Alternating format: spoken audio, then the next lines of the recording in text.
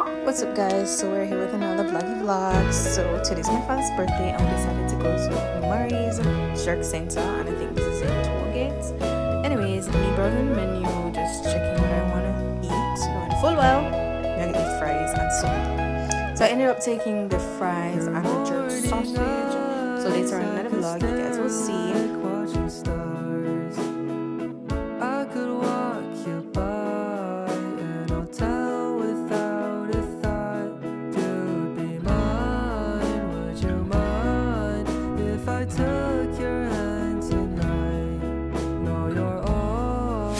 So this is the sausage and the fries. Honestly, I expected the sausage to be spicy, but it wasn't. But overall, it wasn't a bad meal. So yeah, I enjoyed the little meal and all the juice and everything.